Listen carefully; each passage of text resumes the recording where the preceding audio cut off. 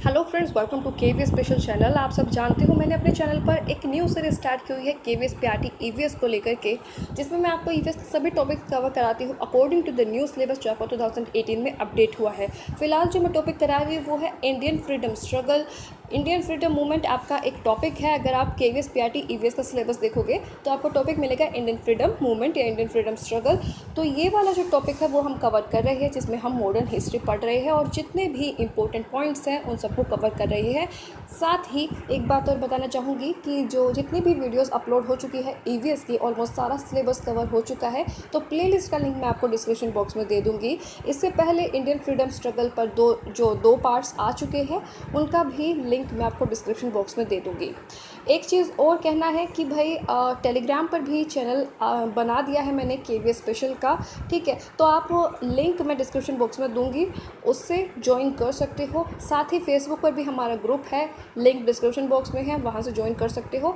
जो भी मैं वीडियो कराती हूँ उनके जो नोट्स है, ये जो नोट्स आप देख रहे हो ना स्क्रीन पर, ये सब मैं शेयर करती हूँ फेसबुक पर भी और आपका जो टेलीग्राम का चैनल है वहाँ पर भी। तो आप इन दोनों को भी ज्वाइन कर सकते हो अगर आपको नोट्स चाहिए। तो अगर आप चाहते हो कि इनका स्क्रीनशॉट हमारे पास रहे और हम लास्ट मोमेंट पर पढ़ सके, तो आप चाहो तो ये सब ज्वाइन कर सकते हो। तो आज बताना चाहूँगी कि हमने 1915-16 तक प्रीवियस वीडियो में पार्ट 2 में बात कर ली थी, होम रूल लीग के बारे में बात कर ली थी कि एनी बेसेंट और बाल गंगाधर तिलक का बहुत ही बड़ा योगदान था। आज हम पढ़ेंगे पूरा गांधीयन एरा या फिर गांधी युग 1915 से लेकर के 1947 तक का समय इस वाली वीडियो में पूरा कवर होगा और आज हमारी मॉडर्न हिस्ट्री कंप्लीट हो जाएगी। 1915 की बात करें तो गांधी जी जो है 1915 में अफ्रीका से लौटे थे। आपको पता होगा कि जो बैरिस्टर की जो पढ़ाई की थी गांधी जी ने, वो भी साउथ अफ्रीका से ही की हुई है, ठीक है। 21 साल के बाद अफ्रीका से लौटे थे गांधी जी, और लौटते ही उन्होंने क्या किया था, पहला डिसीजन ये लिया था कि लोगों को कहा कि फ़र्स्ट वर्ल्ड वॉर में पार्टिसिपेट कीजिए। आप सबको पता होगा कि फ़र्स्ट वर्ल्ड वॉर की जो ड्यूरेशन थी वो थी 1914 से लेकर के 1918, 1914 से लेकर के 1918। वही अगर मैं सेकेंड वर्ल्ड वॉर की बात करूँ, द्वितीय विश्व युद्ध के ड्यूरेशन की बात करूँ, तो वो था 1939 से लेकर के 1945 के करीब, ठीक है। 1939 से लेकर के 1945 तक। तो यहाँ हम कर रहे हैं फर्स्ट वर्ल्ड वॉर की बात। तो गांधी जी ने लौटते ही लोगों से अनुरोध किया कि फर्स्ट वर्ल्ड वॉर में पार्टिसिपेट करिए। इसी वजह से महात्मा गांधी को के गांधी महात्मा गांधी के लिए ही लिखा हुआ है, मोहनदास करमचंद गांधी इनका पूरा नाम था, आप सबको पता होगा, ठीक है। तो इनको भर्ती करने वाला सार्जेंट कहा गया था। आगे देखते हैं, गांधी को ब्रिटिश गवर्नमेंट द्वारा एक उपाधि दी गई थी, केसर ए हिंद की। याद रखने ये बात, ठीक है। उपाधि किसको, कौन सी उपाधि मिली थी गांधी जी को, केसर ए हिंद, किसके द्वारा मिली थी, ब्रिटिश सरकार के द्वारा। अब बात आ जाती है कि ये जो उपाधि थी ना, बहुत ही इंपॉर्टेंट बात बता रही हूँ, बिल्कुल ध्यान से सुनिएगा कि ये जो उपाधि थी ना केसर ए हिंद की, इन्होंने कौन सी मूवमेंट के बाद इन्होंने त्याग दी थी, ये क्वेश्चन आ जाता है। और 4 ऑप्शन आ जाते हैं। फर्स्ट ऑप्शन आ जाता है आपका नॉन कोऑपरेशन मूवमेंट, जिसको हम असहयोग आंदोलन के नाम से भी जानते हैं। दूसरा आपका आ जाता है सविनय अवज्ञा आंदोलन या फिर सिविल डिसोबीडियंस मूवमेंट। तीसरा ऑप्शन आ जाता है आपका कोई भी स्वदेशी मूवमेंट, और चौथा ऑप्शन आ जाता है आपका नन ऑफ दिस। तो राइट आंसर क्या हो जाता है, नॉन कोऑपरेशन मूवमेंट के बाद, असहयोग आंदोलन के बाद गांधी जी ने जो उपाधि उनको मिली थी केसर ए हिंद की, उसको त्याग दिया था। बिल्कुल याद होना चाहिए, बहुत बार एग्जाम्स में देखा गया है। अब आगे बढ़ते हैं 1917 की ओर। 1917 में बेटा क्या हुआ था कि गांधी जी ने ना आंदोलन स्टार्ट किए थे, नॉन कोऑपरेशन मूवमेंट स्टार्ट की थी और लगातार 3 बैक टू बैक आंदोलन स्टार्ट किए थे। पहला जो आंदोलन हुआ था वो हुआ था बिहार के चंपारण डिस्ट्रिक्ट में। कई बार पूछते हैं, 3 ऑप्शन दे देते हैं, ठीक है, 4 ऑप्शन दे देते हैं और पूछते हैं कि सबसे पहले कहाँ कौन सी वाली मूवमेंट स्टार्ट हुई थी। तो ये हुई थी बिहार के चंपारण डिस्ट्रिक्ट में। किस चीज़ को लेकर के, नील की खेती के विरोध में हुई थी, ठीक है। नील की खेती के या इंडिगो की खेती के विरोध में ये आंदोलन हुआ था। और कब हुआ था, 1917 में हुआ था, 1917 में हुआ था। सेकेंड जो मूवमेंट हुई थी वो हुई थी गुजरात के खेड़ा डिस्ट्रिक्ट में, सेकेंड मूवमेंट हुई थी। और ये कौन से ईयर में हुई थी, ध्यान से याद रखना है, 1918 में हुई थी, 1918 में हुई थी। नो टैक्स या कर नहीं आंदोलन, की टैक्स पे ना करें, इस चीज़ को लेकर के मूवमेंट हुई थी गुजरात के खेड़ा डिस्ट्रिक्ट में, ठीक है। ज़्यादा डीप जाने की ज़रूरत नहीं है, अगर आपको ईयर्स पता है और आपको क्रम पता है तो इतना भी काफ़ी है। और ये पता होना चाहिए कि किस चीज़ को लेकर के थी।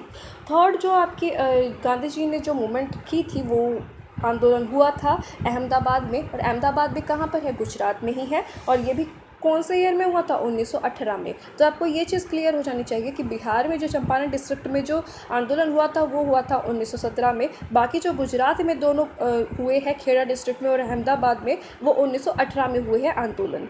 तो मजदूरों के साथ भूख हड़ताल पर बैठ गए थे कौन, महात्मा गांधी जी, और मिल वर्कर्स के साथ बेसिकली ये आंदोलन हुआ था।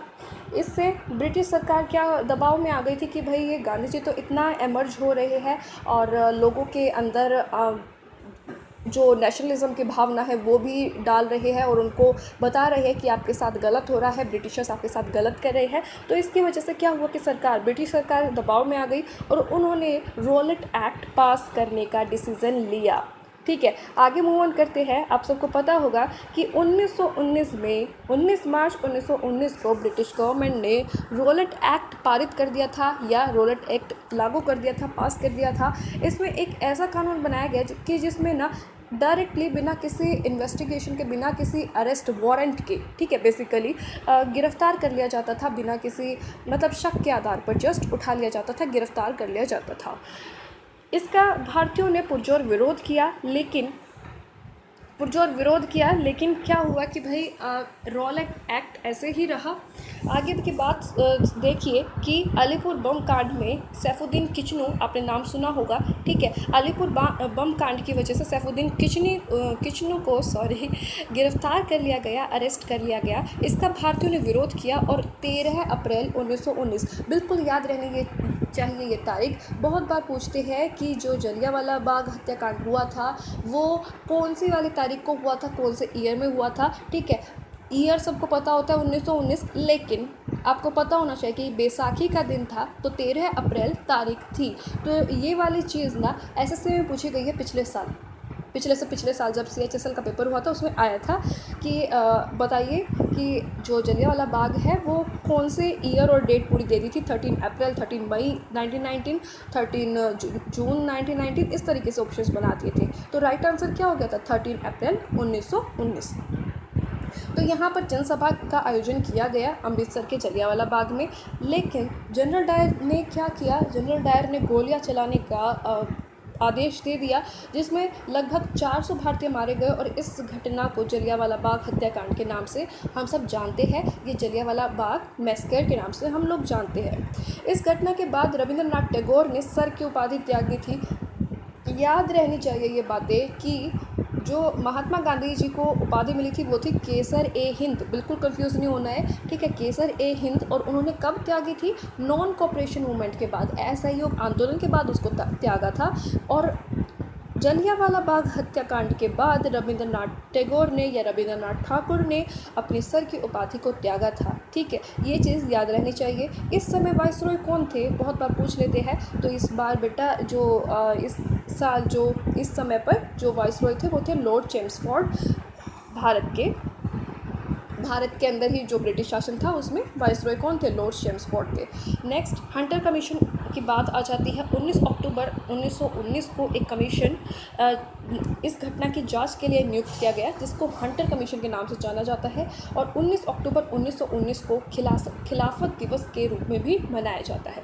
1920 की बात करते हैं। 1 अगस्त 1920 महात्मा गांधी ने क्या किया, स्टार्ट की थी नॉन कोऑपरेशन मूवमेंट। क्या की थी, नॉन कोऑपरेशन मूवमेंट या असहयोग आंदोलन को शुरू किया था। लेकिन 5 फरवरी 1922 को गोरखपुर के चौरी चौरा हत्याकांड के कारण यह आंदोलन स्थगित कर दिया गया। चौरी चौरा में क्या हुआ था कि एक पुलिस स्टेशन पर अटैक कर दिया गया था, जिसकी वजह से, और गांधी जी फेवर में नहीं थे। गांधी जी आपको पता होगा कि एक मॉडरेटिस्ट लीडर रहे हैं, एक नरमपंथी लीडर रहे हैं, जिन्होंने अपना पीसफुल वेज को ही अपना क्या कहे कि लड़ने की जो ताकत थी वो सब पीसफुल मेजर्स के थ्रू ही अपनाई थी। ठीक है, कि धरना दीजिए, चुप रहिए, इस तरीके के उनके ट्रुथ पर रहिए, ये चीज़ें उन्होंने अपनाई थी। ठीक है, तो 5 फरवरी 1922 को जो गोरखपुर में चौरी चौरा हत्याकांड के कारण यह आंदोलन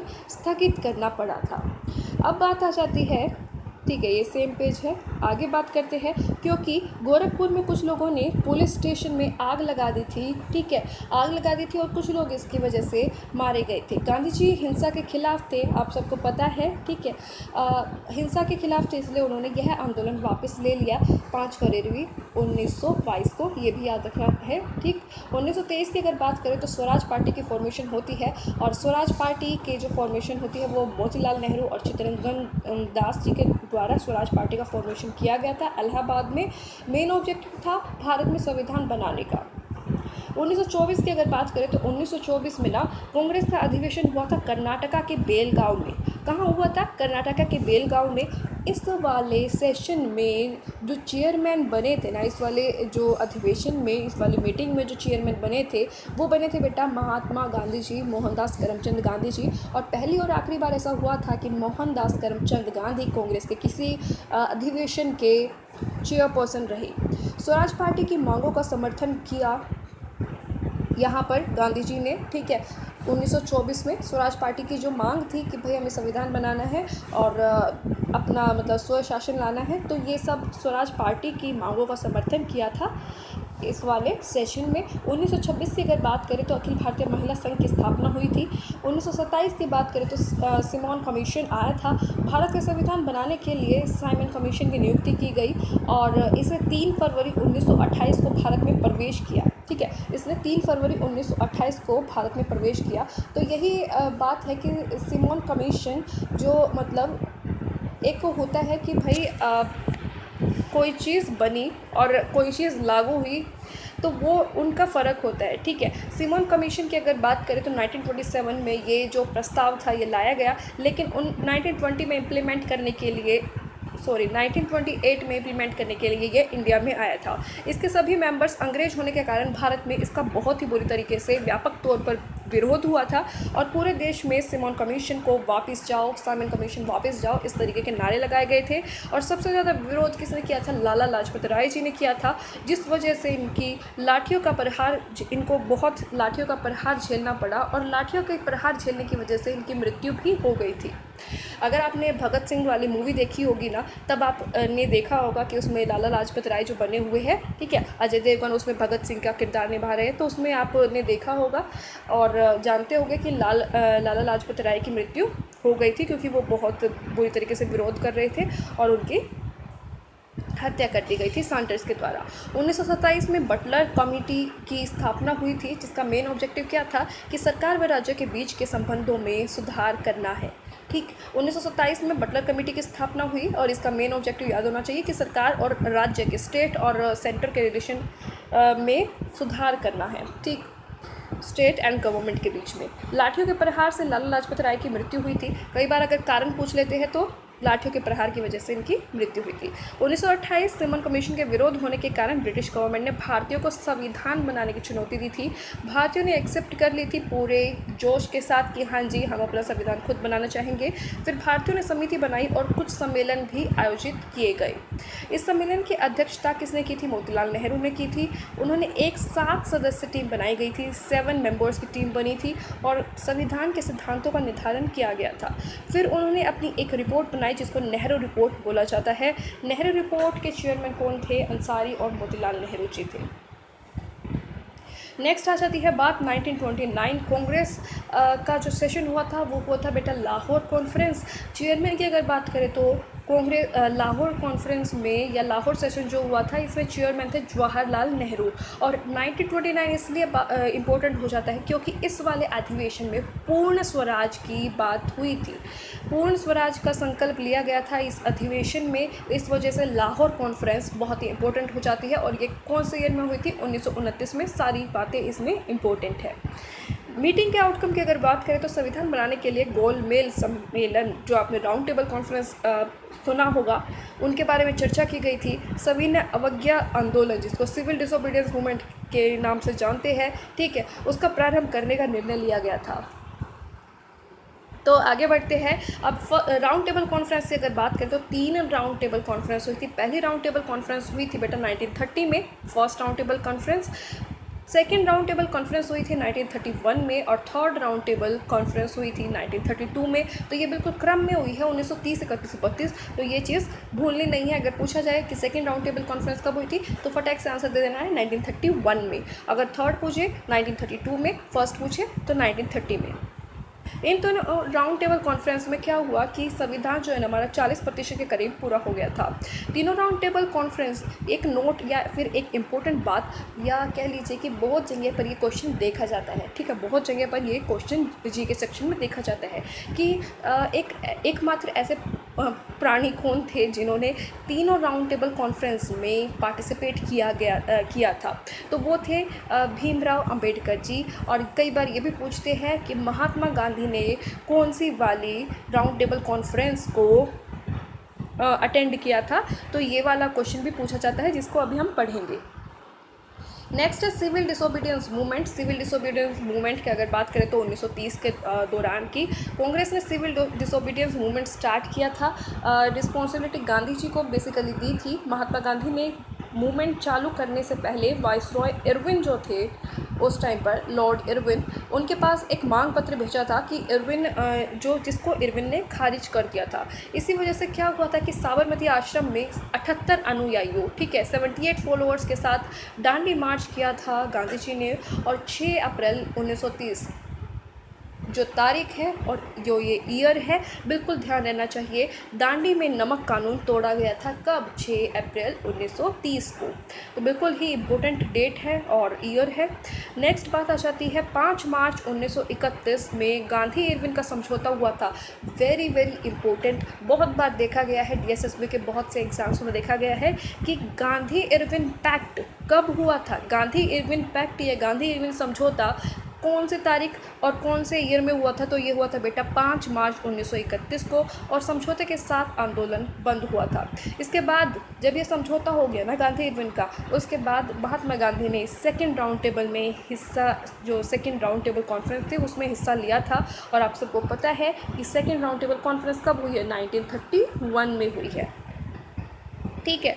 तो इसके बाद महात्मा गांधी ने सेकेंड राउंड टेबल में कॉन्फ्रेंस में हिस्सा लिया। सिर्फ एक ही ऐसी कॉन्फ्रेंस थी जिसमें महात्मा गांधी ने जिसको अटेंड किया था। 1935 की अगर बात करें तो 1935 में भारत सरकार सुधार अधिनियम पारित किया गया, जिसके फलस्वरूप सांसदों की सीटों का निर्धारण किया गया था। Basically government of India act 1935 इस समय पर आया था। निर्धारित सीटों को मुस्लिम वर्ग सहमत नहीं था।